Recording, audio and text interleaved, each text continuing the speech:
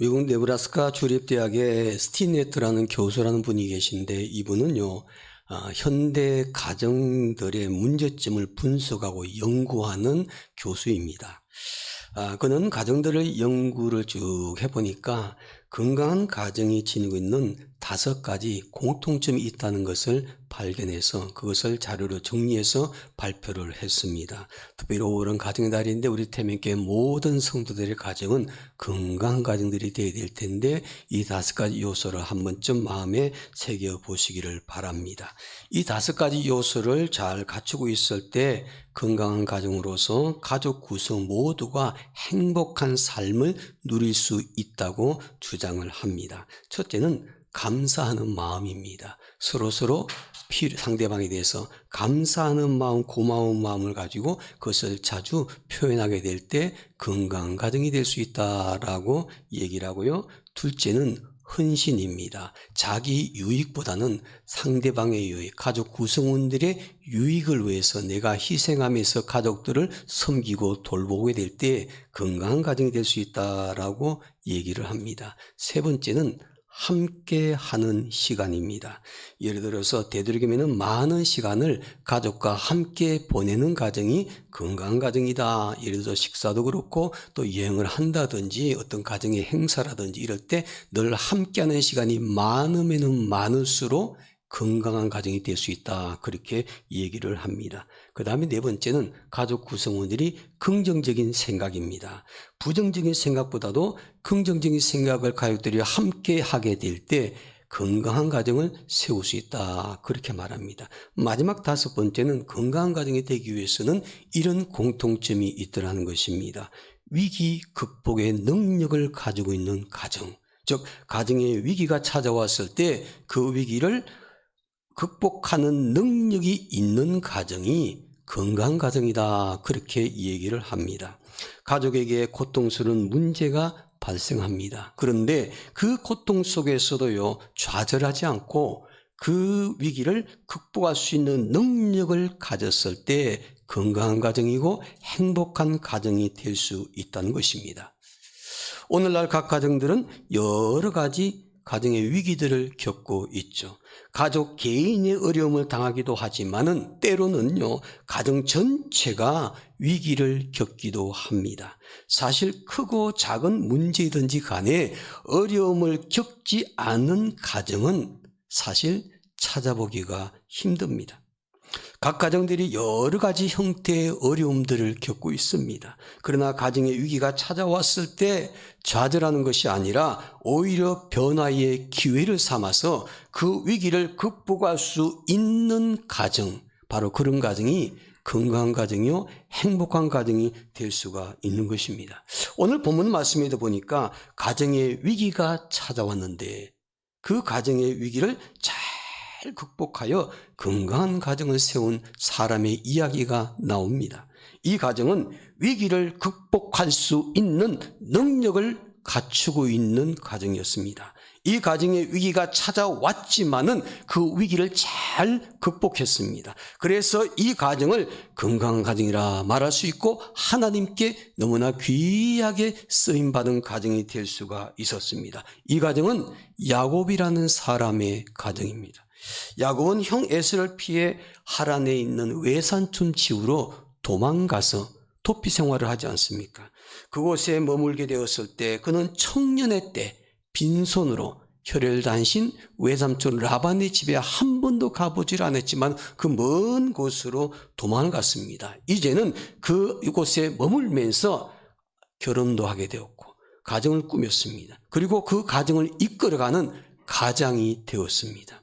그곳에서 열심히 일을 하면서 20년이라는 세월이 흐르게 되었습니다. 그 기간 동안 예쁜 아내를 얻어서 결혼도 했습니다. 그리고 가정의 아들도 11명을 낳았습니다. 또 섭섭지 않게 딸도 1명 낳았습니다. 그리고 많은 재물을 모아서 성경에 보니까 큰 부자가 되었다. 그렇게 말합니다. 모든 것이 행복해 보이는 가정이었습니다. 모든 것을 다 갖추고 있는 가정이었습니다. 사람들이 모두 부러워할 만한 그런 가정의 모습을 갖추고 있었던 것이 야곱의 가정이었습니다. 그런데 그 가정에도 위기가 찾아왔습니다. 여러분, 모든 가정이 항상 행복하게 사는 것은 아니라는 겁니다. 우리 주변의 행복한 가정을 보며 그 가정은 어떤 어려움이나 문제가 전혀 없을 것이라고 생각하는 사람들이 있습니다. 그러나 행복한 가정이라고 전혀 어려움이 없이 사는 것은 결코 아닙니다. 행복할 때도 있지만은 때로는 위기를 경험할 때도 있습니다. 행복한 나날을 보내다가도 어느 날 갑자기 위기가 찾아와서 가족 구성원 전체가 큰 어려움과 고통을 겪는 가정이 있을 수 있습니다. 본문에 등장하는 야곱의 가정이 바로 그렇습니다. 가정에 위기가 찾아왔습니다. 야곱은 그의 가정에 찾아온 위기를 어떻게 극복했는지 그 태도를 함께 살펴볼 수가 있는데 바로 그것이 본문의 말씀입니다. 본문 말씀 1절을 보시기 바랍니다. 야곱의 가정에 어떤 위기가 찾아왔는지를 성경은 우리에게 이렇게 정보를 제공합니다. 1절 말씀 제가 읽겠습니다. 보시기 바랍니다. 야곱이 라반의 아들들이 하는 말을 들은즉 야곱이 우리 아버지의 소유를 다 빼앗고 우리 아버지의 소유로 말미암아 이 모든 재물을 모았다 하는지라. 그렇게 말합니다. 야곱이 큰 부자가 되었습니다. 물질을 풍부하게 얻게 되었습니다. 그런데 라반의 아들들이 그것을 바라보는 순간 그들의 마음에 불만이 생겼습니다. 그래서 그들은 이렇게 말합니다. 저 야곱이 우리 집에 와서 큰 부자가 된 것은 아버지의 모든 재산을 다 빼앗아 갔기 때문에 부자가 되었다라고 비방을 하고 비판을 합니다. 아버지의 재산을 물려받아야 될 그 아들들이 야곱이 다 빼앗아 갔다고 생각했기 때문에 당연히 야곱을 비방하고 증오하고 비판할 수밖에 없었겠죠. 라반의 아들들은 그들에게 상속된 물질적인 손해 때문에 야곱이라는 가정을 비난하고 비판하기를 시작을 합니다. 그러나 야곱은요, 어떤 태도를 취했는가?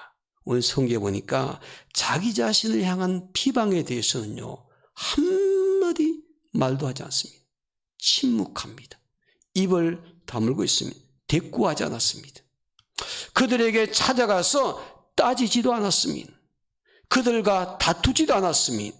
사실은 야곱이 20년 동안 그 집에서 열심히 일을 해서 그 보상으로 받은 물질로 부자가 되었는데 야곱의 입장에 억울했지만은 그럼에도 불구하고 자기의 입장을 대변하지 않았습니다. 자기를 비난하며 중상모략하는 말을 들었지만은 일절 대응하지 않고 묵묵히 참아내었습니다.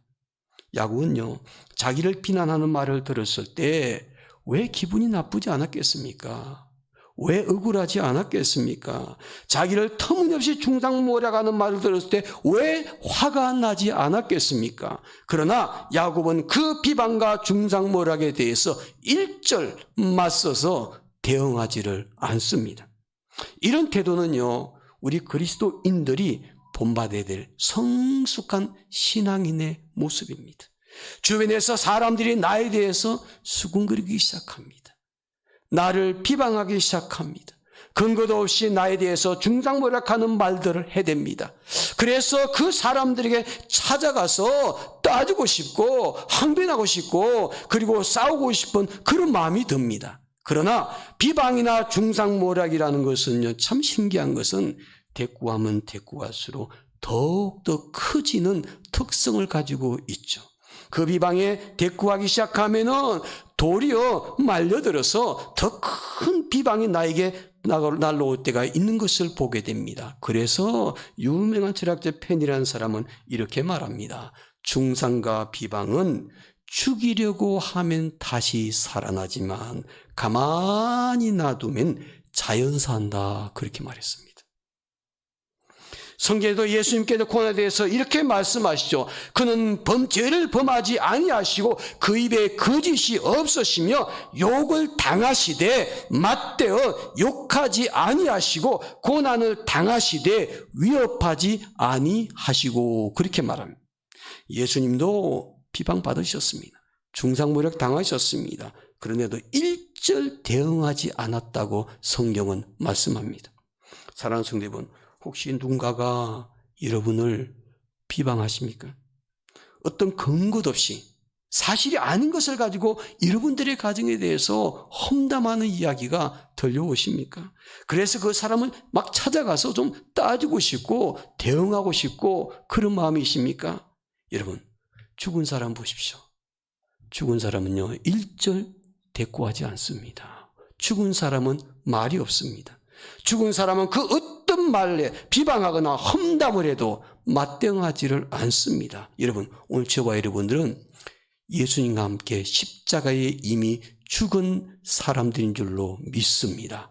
근데 죽은 척 하시면 안 됩니다. 죽은 척 하게 되면요, 내 마음에 분노가 일어나면 나도 모르는 순간 상대방에게 맞대응하고 싶은 생각이 들 때가 많이 있죠. 우리는 사람들의 비방이나 험담에 대해서는요, 죽은 자의 모습이 되셔야만 합니다. 그리스도인은 사람들의 칭찬이나 비난에 대하여서는 죽고 오직 하나님의 칭찬과 책망에 대해서 두려워할 줄 아는 그런 성도가 되어야 될 줄로 믿습니다. 그러면 가정의 위기가 찾아왔을 때 그 위기를 극복하려면 가장 먼저 해야 할 일이 무엇일까? 첫 번째 단계입니다. 상대방의 마음을 읽고 이해하려고 하는 노력이 필요합니다. 이것이 가정의 위기를 극복하고 건강한 가정을 세울 수 있는 첫 번째 단계입니다. 가족 간에 구성원 안에 갈등이 생겼으면 어떤 위기가 찾아왔습니다. 그럴 때 가장 먼저 해야 할 일이 우리 가족 구성원들의 그 마음을 읽고 이해할 줄 아는 노력이 필요합니다. 그런 노력 없이는요, 가정에 찾아온 위기를 절대로 극복할 수가 없습니다. 오늘 본문 2절 말씀 보시기 바랍니다. 본문 2절 말씀 다 함께 읽어볼까요? 2절입니다. 야곱이 라반의 안색을 본즉 자기에게 대하여 전과 같지 아니하더라. 야곱은 외삼촌 라반의 얼굴을 싹 살펴보았습니다. 그랬더니 얼굴 색깔이 예전과 같지 않더라는 거죠. 이 말은 야곱이 단순하게 외삼촌 라반의 얼굴빛만 보았다는 그런 뜻이 결코 아닙니다. 라반의 얼굴빛을 보고서 외삼촌이 나에 대해서 어떻게 생각하고 있는지 그 마음을 알게 되었다는 뜻입니다. 야곱은 외삼촌 라반의 얼굴빛만 보아도 그 마음을 이해할 수가 있는 사람이었습니다. 성에 보니까 또 이런 사람이 한 사람 있죠. 요셉이라는 사람입니다. 요셉도 섬김의 삶을 살았는데 가정에서도 감옥에서도 섬김의 삶을 살면서 자기와 만나는 사람의 얼굴빛만 보고도 그 사람의 마음이 어떤지를 알고 이해하려고 노력했던 사람이었습니다. 그래서 삶의 공동체를 복되게 만든 사람이었죠. 야곱은 외삼촌의 얼굴빛만 보고도 그 마음을 알고 이해할 수 있게 되었습니다.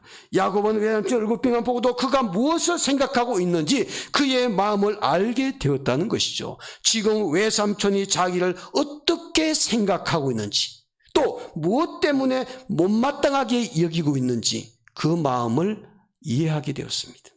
이처럼 상대방의 마음을 읽고 이해하려고 노력하는 것이 공동체 구성원 안에서 갈등의 문제를 극복하는 첫 번째 단추라는 것입니다. 가정에서 가족 간의 갈등이 생겼을 때 남편이 무엇을 원하는지, 아내가 무엇을 바라는지, 또 자녀들이 무엇에 관심을 가지고 있는지 그 마음을 읽지 못하게 되면요, 문제 해결하기가 참 어렵다는 생각을 많이 하게 됩니다. 가정이나 교회나 직장 안에서 갈등의 문제를 해결할 수가 없죠. 가정이나 직장과 일등의 가정의 갈등의 문제를 해결하면 먼저 그 구성원 안에 그 사람들의 마음을 읽을 줄 알고 그 마음을 이해할 줄 아는 노력이 반드시 필요하다는 것입니다. 상대방의 마음을 이해하지만 갈등의 문제를 해결할 수 있기 때문이죠. 상대방의 마음을 이해하지 못하게 되면은 어떻게 되느냐? 자기 생각만 주장하게 되는 거죠. 자기 생각만 주장하다 보면요, 절대 갈등의 문제를 해결할 수가 없고 오히려 갈등의 골이 점점 더 깊어지는 것을 볼 수가 있습니다. 그러므로 우리는 가정이나 교회나 직장에서 다른 사람들과 갈등을 겪을 때 무엇보다도 상대방의 마음을 이해할 수 있는 성도가 되어야 될 줄로 믿습니다. 문제 해결을 위해서 상대방의 마음을 알고 이해했다면 그 다음에는 어떤 결정을 해야 될 텐데 그 결정을 어떻게 해야 할까요? 두 번째 단계입니다. 둘째로 문제 해결을 위해서 어떤 결정을 할 때는 반드시 하나님의 뜻에 따라 결정하셔야 됩니다. 하나님의 뜻에 따라 결정하고 순종하는 자세가 필요하다는 것입니다.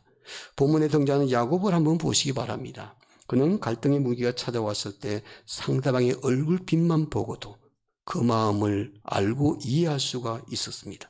그래서 그는 외삼촌 라반의 마음을 읽고 20년 동안 지내왔던 이곳을 이제는 떠나게 되었구나. 이 가정에서 내가 떠나야 되겠구나라는 마음의 결심을 하게 됩니다. 그러나 중요한 것은요, 이것이 가족 간의 갈등을 해결할 수 있는 출발점은 되었지만은 야곱이 어떤 결정을 내릴 때 더 중요한 사실이 하나가 있습니다. 단순하게 그 사람의 마음을 알게 되었고 이해했기 때문에 이제 내가 떠나야겠다라는 생각, 그거 하나만 가지고 절대로 야곱은 결정하지 않았습니다. 그가 결정할 때 무엇을 가장 중요하게 했을까? 그가 왜 외삼촌 라반의 집에서 떠나게 됩니까? 20년 동안 살아왔던 외삼촌의 집을 떠나기로 결정한 이유가 무엇입니까?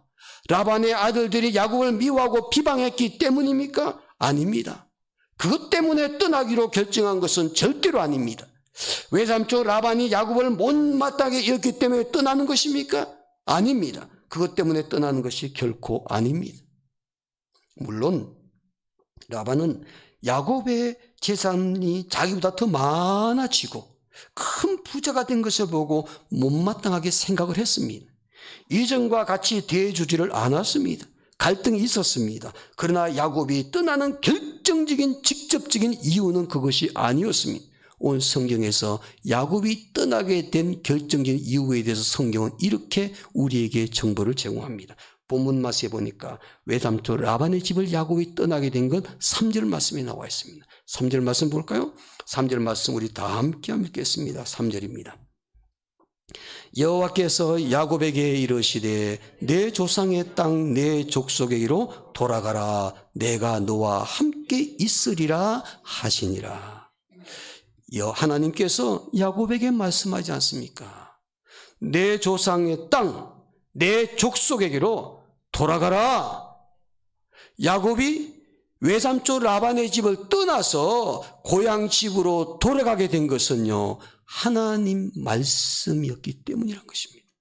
하나님 말씀을 들었기 때문입니다. 야곱이 20년 동안 살아왔던 외삼촌 라반의 집을 떠나는 이유는요, 하나님 말씀을 듣고 그 뜻에 순종하기 위해서 보따리를 쌌습니다. 그의 주변 환경과 여건 때문에 떠난 것이 결코 아닙니다.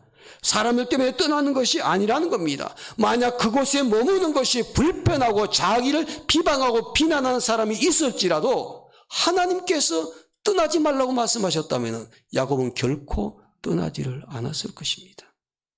그런데 야곱은 20년 동안 머물고 일했던 그곳, 가정을 꾸렸던 그곳, 큰 부자가 되었던 축복의 장소 그곳을 떠나게 된 것은 하나님께서 떠나라고 말씀하셨기 때문입니다. 불편한 갈등 관계에 있었기 때문에 떠나는 것이 결코 아닙니다. 그것이 떠나야 된다는 동기부여는 됐지만은 야곱이 떠나기로 결정한 것은, 가장 중요한 것은 하나님 말씀에 따라 순종했기 때문이란 것입니다. 야곱은 하나님 말씀을 통해서 조상들에게 약속하신 가나안 땅으로 떠나는 것이 하나님의 뜻이라는 것을 알았습니다. 자기의 뜻보다 더 중요한 것은 하나님의 뜻이었습니다. 외삼촌 라반과 그의 아들들의 뜻보다 더 중요한 것은 하나님의 뜻이었습니다. 그래서 그가 하나님의 뜻에 순종하기 위해서 지금 떠나는 것입니다. 여러분의 가정에 어떤 위기가 찾아왔을 때 그 위기를 극복하기 위해서 어떤 결정을 내릴 때 누구의 뜻에 따르십니까? 나의 뜻에 따라 결정하십니까? 남편의 뜻에 따라 결정하십니까? 아내의 뜻에 따라 결정하십니까? 집에서 목소리가 큰 사람의 뜻에 따라 결정하십니까? 집에서 경제권을, 주도권을 가진 사람의 뜻에 따라 결정하십니까? 그렇지 않으면 주변의 친구들이나 주변 사람들의 말을 듣고 결정하십니까? 그리스도인은요, 어떤 결정을 내리고 행동할 때 주변 환경이나 사람들의 말보다 하나님의 뜻이 우선이 되어야 된 줄로 믿습니다. 하나님의 뜻을 깨닫고 하나님의 뜻에 순종하는 것이 가정의 갈등과 위기를 극복할 수 있는 중요한 단계라는 것입니다. 모든 가족이 자기의 뜻보다는 하나님의 뜻을 우선해서 그 뜻에 순종하려고 할 때 가족 간의 갈등의 문제를 해결할 수가 있는 것이죠. 남편의 뜻과 아내의 뜻이 다를 때가 많습니다. 부모의 뜻과 자녀의 뜻이 다를 때가 많습니다. 나의 뜻과 하나님의 뜻이 다를 때도 많습니다. 그러나 하나님의 뜻에 순종해 보시기 바랍니다. 그 결정은요, 절대로 나쁜 결과는 없습니다. 하나님 우리에게 가장 좋은 결과를 허락해 주시기 때문입니다. 우리가 하나님의 뜻에 철저하게 순종하기 위해서 그 뜻에 따라 결정하고 행동하게 되면은 우리의 가정에 하나님의 역사는 일어나는 것이죠. 하나님의 뜻에 순종하는 가정에 하나님의 역사가 일어나게 되는 줄로 믿습니다. 가정의 위기가 찾아왔을 때 그 위기를 극복하려면 가장 먼저 해야 할 것이 무엇일까? 다시 한번 정리합니다. 첫째로는 상대방의 마음을 읽고 이해하는 노력이 필요합니다. 이것이 첫 번째다. 이것이 반드시 있어야 됩니다. 그 다음에 둘째로는 하나님의 뜻에 따라 결정하고 순종해야만 합니다. 셋째로는 문제 해결을 위해서 하나님의 뜻을 깨달았습니다. 상대방의 마음을 읽고 이해하게 되었습니다. 그래서 어떤 결정을 내릴 때 하나님 말씀과 기도로 하나님의 뜻을 깨닫고 결정을 내렸습니다. 그러면 실행해야 되지 않습니까? 행동으로 옮겨야 되지 않습니까? 그럴 때 어떻게 해야 될까? 그 다음 어떤 방법으로 실행해야 될까? 깨달은 하나님의 뜻을 행동으로 옮겨야만이 문제가 해결될 텐데 어떤 자세가 필요할까? 세 번째는 대화입니다. 대화. 소통이 필요하다는 것입니다. 깨달은 하나님의 뜻을 행동으로 옮기는 데는요, 반드시 대화라는 소통이 필요합니다. 가족 간의 대화를 통해서 소통하는 것이죠. 내가 하나님의 뜻을 깨달았습니다. 하나님의 말씀을 통해서 하나님의 뜻을 깨달았습니다. 기도하다가 기도 응답을 받고 우리 가정을 향한 하나님의 뜻을 깨달았습니다. 그 다음에 문제 해결을 위해서 행동으로 옮길 때는 반드시 가족 구성원과의, 또한 가족 구성뿐만 아니라 공동체 구성원과의 대화를 통해서 소통이 필요하다는 것입니다. 여러분, 종종 보면 우리가 이럴 때가 있지 않습니까? 신앙생활 잘 하시는 분은, 기도 많이 하시는 분들이 기도하고 하나님의 뜻을 깨달았습니다. 그래서 우리의 가정 안에 하나님의 뜻에 따라 어떤 일을 실행하려고 할 때 종종 이런 실수를 범하게 되죠. 이것은 하나님의 뜻이야. 무조건 이대로 나에게 따라와야 돼. 이렇게 강요하다 보면은요, 그 실행의 속도가 늦어지게 되고 또 그 과정 속에서 갈등이 많이 생기게 되죠. 가족 간의 갈등이 일어난 것을 보게 되면 이것이 바로 방법상의 문제라는 거죠. 본문에 등장하는 야곱의 모습에서 우리 한번 꼭 귀담아 들어야 될 것이 있습니다. 야곱은 어떻게 했을까? 야곱은 하나님 말씀을 들었습니다. 그래서 하나님의 뜻을 깨달아. 이건 분명한 것은 하나님의 뜻을 발견했기 때문에, 직접 하나님 말씀을 들었기 때문에 이것은 불변의 진리입니다. 그 집을 떠나는 것이 하나님의 뜻입니다. 그것이 옳은 일입니다. 그렇다면 여러분만 야곱이 일었다면 어떻게 할까요? 하나님의 뜻을 분명히 깨달았습니다. 말씀과 기도를 통해서 하나님의 뜻이라는 것을 확신했습니다. 그렇다면 그 다음에 우리의 행동은요, 이것은 하나님의 뜻이기 때문에 나는 분명히 깨달았기 때문에 따라와야 된다. 이제는 이 집을 떠나야 된다. 보따리를 싸들고 준비하려고 할 겁니다. 근데 오늘 본문에 보시기 바랍니다. 야곱이 어떻게 하는지 4절과 5절 말씀에 야곱의 방법이 나옵니다. 4절과 5절 말씀 제가 한번 천천히 읽겠습니다. 야곱이 사람을 보내어 라헬과 레아를 자기 양떼가 있는 들로 불러다가 그들에게 이르되 내가 그들의 아버지의 안색을 본 적 내게 대하여 정과 같지 아니하도다. 그러할지라도 내 아버지의 하나님은 나와 함께 계셨느니라. 이 오늘 본문의 말씀인데 그 다음에 계속되는 말씀이 야곱이 그 아내들과 대화하는 장면이 나옵니다. 야곱은요, 하나님 말씀을 듣고 하나님의 뜻을 깨달았습니다. 그가 그 다음에 한 일이 뭐냐면요, 이삿짐 싸는 일이 아니었습니다. 어디로, 어떤 장소로, 어떤 통로로 해서 가야 될지 계획을 세우는 것이 아니었습니다. 가장 먼저 한 일이 그의 아내들을 들로 불러냈습니다. 그리고 아내들에게 자상하게 설명을 합니다. 하나님께서 나에게 이렇게 말씀하시기에 이제는 이 집을 떠날 때가 되었다고. 아내들과 대화하면서 소통을 합니다. 계속된 16절까지 말씀 보게 되면 야곱은 내 족속에게로 돌아가라는 하나님의 말씀을 듣고 즉시 가족들을 불러 모아서 하나님의 뜻을 설명을 합니다. 그리고 가족들과 대화하면서 소통을 진행합니다. 야곱은 자기가 직접 하나님 말씀을 들었던 사람입니다. 하나님의 뜻을 깨닫고 확신했던 사람이었습니다. 무조건 가족들에게 보따리 싸들고 떠나야 한다고 명령하지 않았다는 것에 주목하시기 바랍니다. 가족들에게 떠나야 한다고 명령하지도 않았고 가족들에게 강요하지 않았습니다. 그는 하나님 말씀을 듣고 그 뜻을 깨달았을 때 가족들과 함께 떠나기 위해서 가족들을 함께 불러놓고 대화를 합니다. 이 집을 떠나야 하는 이유를 설명하면서 소통을 합니다. 하나님께서 뭐라고 말씀하시는지 말씀을 전합니다. 그리고 행동으로 옮겨서 그 집을 떠나서 이제 고향으로 떠나게 되는 것이 야곱의 갈등 문제 해결 방법이었습니다. 우리는 가정의 위기가 찾아왔을 때, 우리가 속해 있는 공동체의 위기가 찾아왔을 때 말씀과 기도로 하나님의 뜻을 깨달아야만 합니다. 그리고 하나님의 뜻을 확신했다면, 내가 내린 결정이 하나님의 뜻이라고 확신한다면 그 다음에는 가족과 공동체 구성원들과 대화하면서 소통하는 것이 필요하다는 것입니다. 그리고 함께 그 일에 동참을 하는 것입니다. 사랑하는 여러분, 우리가 공동체가 어떤 일을 행동으로 옮기려면요, 공동체의 문제에 갈등을 해결하면요, 반드시 필요한 것이 뭐냐면은 대화하는 것, 소통하는 것, 강요가 아닙니다. 우리가 사람들끼리 관계도 그렇지 않습니까? 소통이 얼마나 중요한지 우리가 뼈저리게 느끼고 있잖아요. 내 가정 안에서 이런 소통이 이루어지지 않게 되면요, 아무리 좋은 목표를 할지라도 그 과정 속에 갈등이 일어나게 되어 있습니다. 물론 대화하고 소통하는 거 쉽지가 않습니다.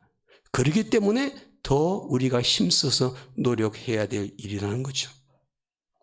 마라톤 세계 신기록이요, 42.19km를 지금 뛰는데 최고 기록을 가진 것이 지금 2시간 1분 59초인가 아마 그럴 겁니다. 이게 2018년도에 케냐의 선수가 기록된 기록인데 이 기록 아직 깨지질 않았습니다. 근데 이 선수가 한 번 그렇게 기록을 세웠는데 금년에 3월 6일 날인가 도쿄 마라톤 대회에서 이 선수가 다시 우승을 했습니다. 그런데 그러니까 2시간 1분대 기록을 가지고 있었는데 이번 도쿄 마라톤 대회에서는 2시간 3분대로 다시 주저앉아 버렸습니다. 아직 그 기록을 깨지를 못했죠. 그러니까 1분, 2분 이게 몇 초의 사이에 기록된다는 것이 대단히 힘든데, 과거에 전 세계적으로 마라톤은 마의 벽이 있었습니다. 6분대였습니다. 6분은 인간의 한계다. 이 기록은 깰 수가 없다라고 사람들이 생각을 했습니다. 이 6분대를 깨지를 못하고 오랜 기간 동안 이 기록이 깨지지 않아서 이것은 인간의 한계다라고 사람들이 생각을 하고 있었습니다. 그런데 이 기록을 런던 마라톤 대회에서 2시간 5분 38초의 기록으로 드디어 오랜 기간 동안 이 기록을 깬 선수가 나타났습니다. 할리드 하누치라는 선수인데 이 사람은요 모로코 선수입니다. 이 모로코 선수인데 이 선수가 마라톤을 하면서 굉장히 뛰어난 기량을 가졌는데 모로코에서는요 더 이상 그 한계점을 극복할 수가 없었습니다. 그래서 마라톤 유학을 떠납니다. 미국으로 떠나게 됩니다. 미국에 가서 이 마라톤제 수업을 하면 열심히 배우게 되는데 그 당시에 미국에 건너갈 때는 미국 사람들이 굉장히 주목을 받았습니다. 아, 이 선수면은 세계 기록을 깨뜨릴 수 있는 선수다. 그런데 이 하누치가 미국에 건너가자마자 슬럼프에 빠졌습니다. 기록이 굉장히 저조했습니다. 아예 등산에 들지도 못할 정도로 아주 형편없는 기록이 나오면서 오랜 동안 자기 스스로가 딜레마에 빠졌습니다. 그래서 이제는 마라톤도 포기하고 싶구나. 이미 모로코 국민들도 그를 국민적 영웅으로 알았었는데 그는 인기는 추락했습니다. 미국에서도 기대감을 잔뜩 가지고 있었는데 그리고 세계 마라톤계가 그 선수를 통해서 기록을 깨뜨릴 수 있을 것이라고 기대감이 잔뜩 부풀었었는데 그것이 이루어지지 않으니까 모두가 실망하고 그래서 하누치가 스스로 자기 우울증에 빠져가지고 굉장히 힘든 시기를 보냈습니다. 그런데 그가 대학에서 수업을 하면서 한 여인을 만나게 됩니다. 한 자매를 만나요. 산드라라는 자매인데 이 자매를 만나는데 이 자매가 이 하누치에게 계속해서 대화를 합니다. 틈틈이 이 선수와 대화를 하면서 소통을 합니다. 그리고 그를 격려하고 세워주게 됩니다. 이 하누치가 그 여인 자매에게 말을 듣고 소통하면서 힘을 얻습니다. 힘들 때 다가와서 대화하고 세워주고 또다시 힘을 얻고 또 훈련을 하고 그러면 포기하지 않았습니다. 드디어 런던 마라톤 대회에 출전했습니다. 바로 그 대회에서 2시간 5분 38초라는 기록으로 세계 신기록을 그가 세우게 됩니다. 그가 그에게 질문합니다. 어떻게 세계 신기록을 세우기까지 굉장히 힘들었을 때, 뛰면서도 힘들었을 때 무엇을 생각했냐 했더니 산드라는 그 자매의 자기를 마음을 이해하고 대화하고 소통했던 그 대화했던 내용들이 거의 2시간 동안 계속 생각하면서 뛰었을 때 힘들지도 모르고 자기보다 더 생각보다 더 좋은 기록으로 뛸 수 있는 힘들고 포기하고 싶은 순간에 그 자매와 대화했던 그 내용들을 끊임없이 떠올리면서 달렸는데 마침내 세계 신기록을 세웠다라고 고백을 합니다. 그 세계 신기록을 세우고 난 다음에 그 자매와 결혼해서 가정을 아름답게 만들어서 건강한 가정, 그의 첫 번째 조건이 부부간의 아름다운 대화의 모습이랍니다. 사랑하는 우리가 가정 안에서 공동체에서 서로 대화하고 소통하는 것은요 때로는 힘든 과정이지만 그것이 우리 공동체를 건강하게 만들 수 있는 비결이라는 것입니다. 저는 이런 병이 있다는 거 처음 들었습니다. 요즘 40대 젊은이들 가운데 귀가 공포증에 걸린 분이 있대요. 귀가 공포증. 그러니까 직장 끝마치고 집에 가는 것을 두려워하는 사람. 맞벌이 부부들이 주로 이런 상황이 나오는데 40대면 열심히 사회적으로 활동한 사람들이잖아요. 그럼 직장 끝마치고 난 다음에 집으로 돌아가야 될 텐데 집에 돌아가는 것이 너무 두렵다는 겁니다. 그래서 병원에 찾아가서 정신과 상담을 받는 40대 젊은 사람들이 꽤 많이 있다는 겁니다. 이런 치료를 하는데 그 의사들이 하는 공통점이 가장 좋은 치료한 의사는요, 의사가 아니고 배우자라는 겁니다. 남편이 그런 공포증이 있으면 아내가 치료자가 돼야 되고 아내가 그런 공포증이 있으면 남편이 그 치료자가 되어주는 것이 가장 좋은 의사라는 겁니다. 그래서 주부 경영 학교에서 부부가 서로 기살리는 비결을 갖다 만들어가지고 이렇게 해서 보고했습니다. 그 가운데 제가 4가지만 짧게 한번 얘기합니다. 첫째는 하루에 한 번씩 상대방을 웃겨라는 겁니다. 하루에 한 번씩 웃기는 것. 이게 쉬운 일은 아닌 것 같아요. 쉬운 일은 아닌 것 같아요. 둘째로는 매일 한 번씩 칭찬하라는 겁니다. 그 다음에 세 번째는 남편이나 아내나 집에 들어와서 조용히 휴식할 수 있는 시간과 공간을 따로 마련해 주라는 걸. 서로 각자 그런 시간과 공간이 필요하다는 겁니다. 그다음 마지막 네 번째는 부부간에 진지하게 대화하는 시간을 더 늘리라는 것입니다. 그럴 때 가정이 건강해지고 행복해질 수가 있다는 것이죠. 사랑하는 여러분, 5월은 가정의 달입니다. 무엇보다 내 가정은 하나님께서 이 땅에 세우신 최초의 기관입니다. 이 가정이 병들게 되면 사회가 병듭니다. 가정이 병들게 되면 교회도 병들기 쉽습니다. 가정은 사회의 기본입니다. 오늘 저와 여러분 모두가 함께 5월 가정의 달에 모두 건강한 가정 만들기 위해서 가정의 위기가 찾아올지라도 그것을 야곱처럼 위기를 잘 극복해서 가정을 건강하게 행복하게 만들 수 있는 우리 태민교회 성도들의 가정이 되시기를 주의 이름으로 축원합니다. 기도합니다.